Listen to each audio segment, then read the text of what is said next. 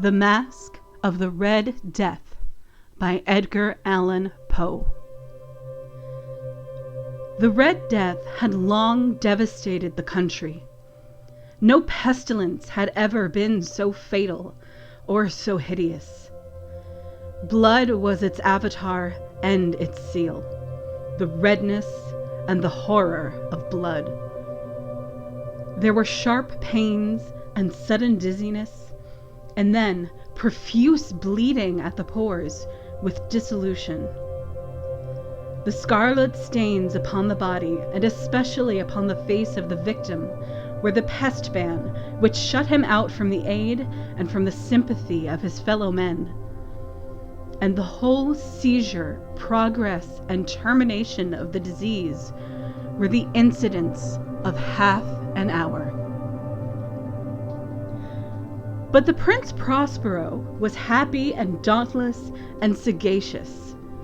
When his dominions were half depopulated, he summoned to his presence 1,000 hale and light-hearted friends from among the knights and dames of his court, and with these retired to the deep seclusion of one of his castellated abbeys. This was an extensive and magnificent structure, the creation of the prince's own eccentric yet august taste. A strong and lofty wall girdled it in. This wall had gates of iron. The courtiers, having entered, brought furnaces and massy hammers and welded the bolts. They resolved to leave means neither of ingress or egress to the sudden impulses of despair or of frenzy from within. The abbey was amply provisioned. With such precautions, the courtiers might bid defiance to contagion. The external world could take care of itself. In the meantime, it was folly to grieve or to think. The prince had provided all the appliances of pleasure. There were buffoons, there were improvisatori, there were ballet dancers, there were musicians, there was beauty, there was wine. All these and security were within. Without was the Red Death. It was toward the close of the 5th or 6th month of his seclusion, and while the pestilence raged most furiously abroad, that the Prince Prospero entertained his 1,000 friends at a masked ball of the most unusual magnificence. It was a voluptuous scene, that masquerade. But first let me tell of the rooms in which it was held. There were 7, an imperial suite. In many palaces, however, such suites form a long and straight vista, while the folding doors slide back nearly to the walls on either hand, so that the view of the whole extent is scarcely impeded. Here the case was very different, as might have been expected from the Duke's love of the bizarre. The apartments were so irregularly disposed that the vision embraced but little more than one at a time. There was a sharp turn at every 20 or 30 yards, and at each turn a novel effect. To the right and left, in the middle of each wall, a tall and narrow Gothic window looked out upon a closed corridor which pursued the windings of the suite. These windows were of stained glass, whose color varied in accordance with the prevailing hue of the decorations of the chamber into which it opened. That at the eastern extremity was hung, for example, in blue, and vividly blue were its windows. The second chamber was purple in its ornaments and tapestries, and here the panes were purple. The third was green throughout, and so were the casements. The fourth was furnished and lighted with orange, the 5th with white, the 6th with violet. The 7th apartment was closely shrouded in black velvet tapestries that hung all over the ceiling and down the walls, falling in heavy folds upon a carpet of the same material and hue.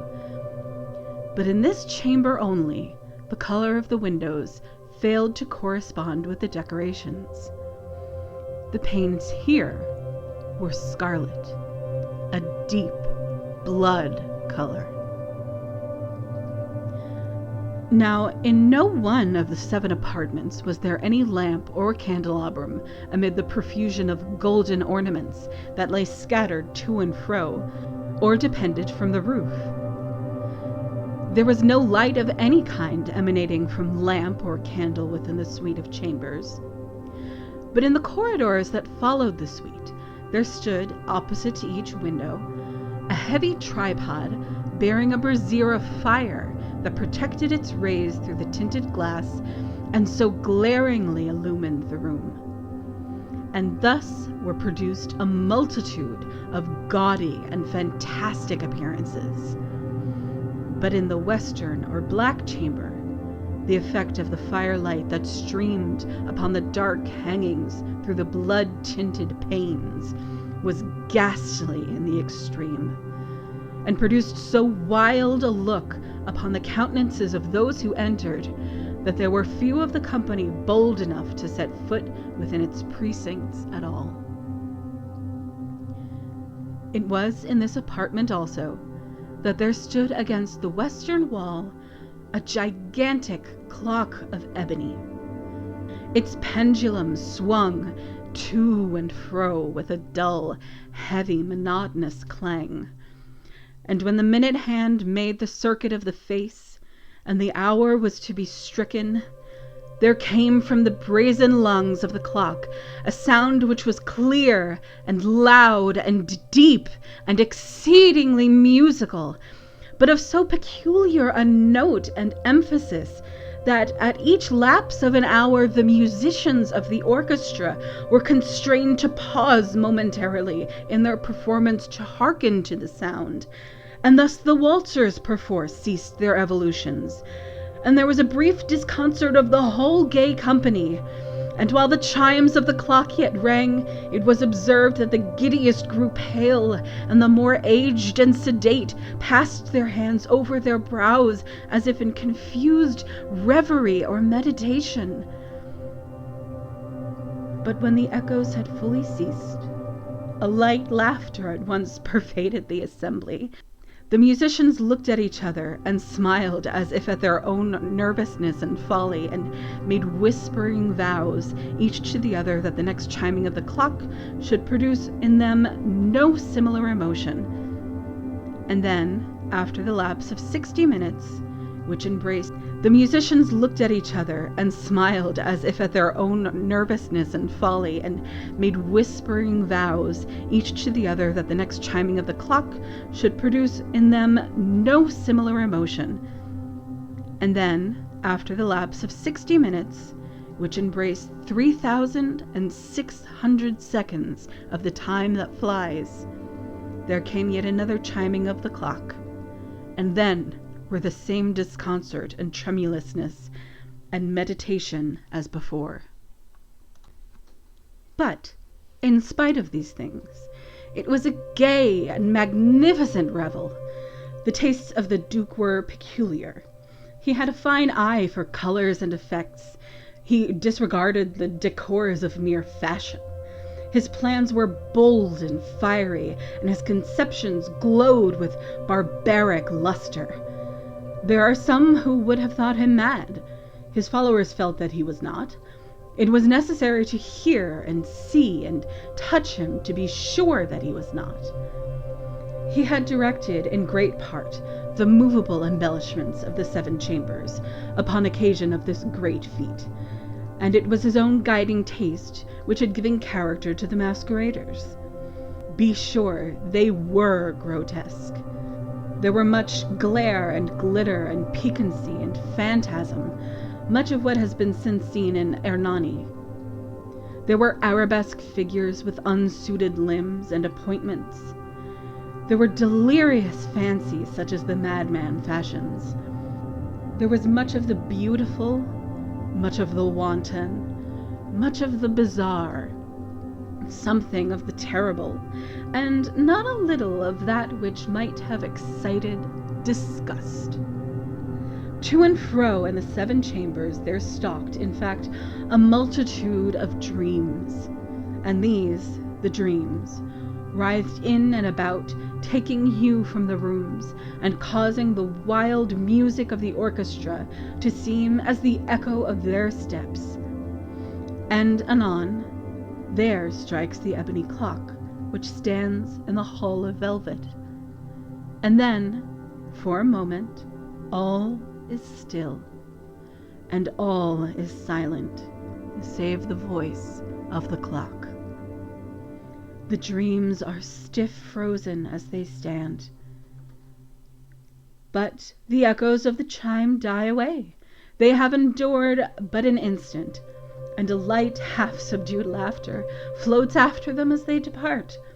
And now again the music swells, and the dreams live and writhe to and fro, more merrily than ever, taking hue from the many-tinted windows through which stream the rays from the tripods.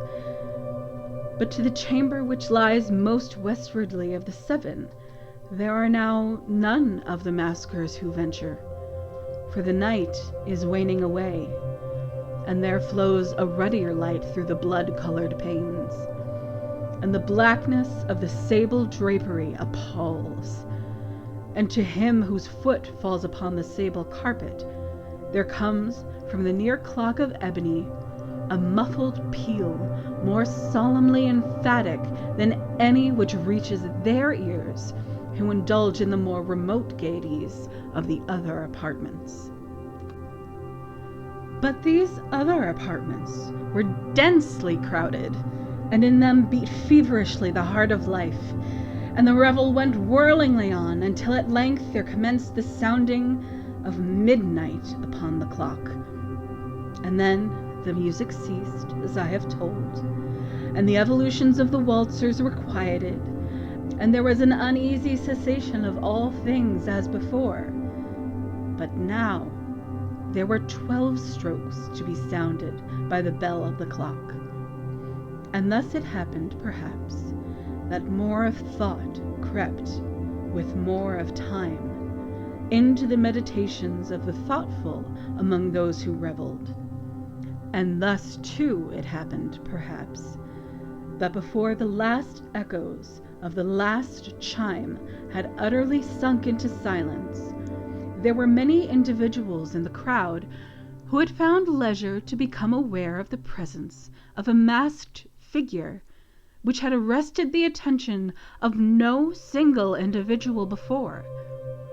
And the rumor of this new presence having spread itself whisperingly around, there arose at length from the whole company a buzz or murmur expressive of disapprobation and surprise, then finally of terror, of horror, and of disgust. In an assembly of phantasms such as I have painted, it may well be supposed that no ordinary appearance could have excited such sensation.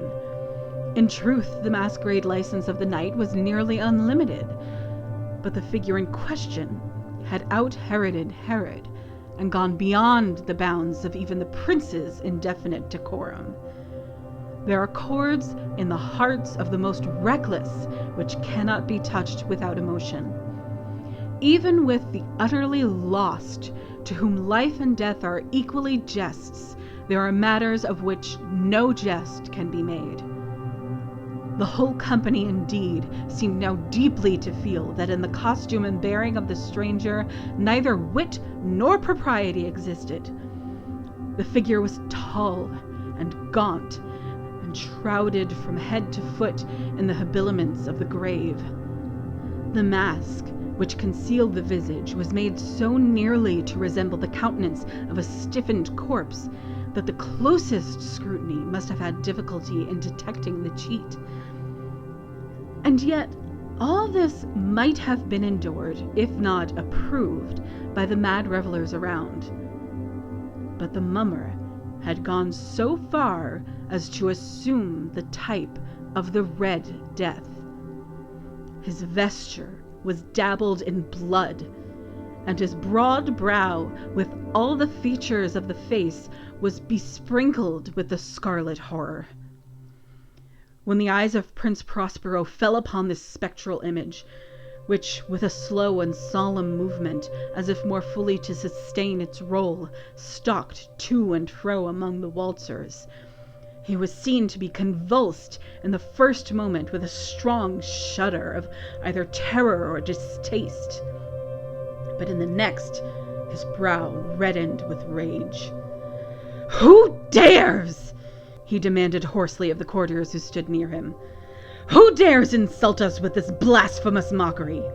Seize him and unmask him, that we may know whom we have to hang at sunrise from the battlements." It was in the eastern or blue chamber in which stood the Prince Prospero as he uttered these words. They rang throughout the 7 rooms loudly and clearly, for the prince was a bold and robust man, and the music had become hushed at the waving of his hand. It was in the blue room where stood the prince with a group of pale courtiers by his side. At first, as he spoke, there was a slight rushing movement of this group in the direction of the intruder, who at the moment was also near at hand, and now, with deliberate and stately step, made closer approach to the speaker. But from a certain nameless awe with which the mad assumptions of the mummer had inspired the whole party, there were found none who would put forth hand to seize him, so that, unimpeded, he passed within a yard of the prince's person. And, while the vast assembly, as if with one impulse, shrank from the centers of the rooms to the walls, he made his way uninterruptedly, but with the same solemn and measured step which had distinguished him from the first, through the blue chamber to the purple, through the purple to the green, through the green to the orange, through this again to the white, and even thence to the violet, ere a decided movement had been made to arrest him. It was then, however, that the Prince Prospero, maddening with rage and the shame of his own momentary cowardice, rushed hurriedly through the 6 chambers, while none followed him on account of a deadly terror that had seized upon all. He bore aloft a drawn dagger and had approached in rapid impetuosity to within 3 or 4 feet of the retreating figure, when the latter, having attained the extremity of the velvet apartment, turned suddenly and confronted his pursuer.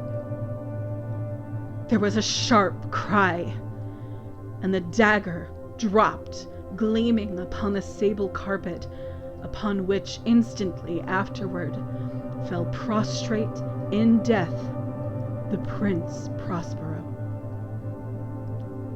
Then, summoning the wild courage of despair, a throng of the revelers at once threw themselves into the black apartment, and seizing the mummer, whose tall figure stood erect and motionless within the shadow of the ebony clock, gasped in unutterable horror at finding the grave cerements and corpse-like mask which they handled with so violent a rudeness, untenanted by any tangible form.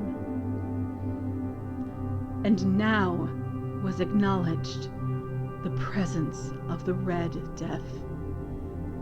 He had come like a thief in the night, and one by one dropped the revelers in the blood-bedewed halls of their revel, and died each in the despairing posture of his fall. And the life of the ebony clock went out with that of the last of the gay, and the flames of the tripods expired, and darkness and decay and the Red Death held illimitable dominion over all.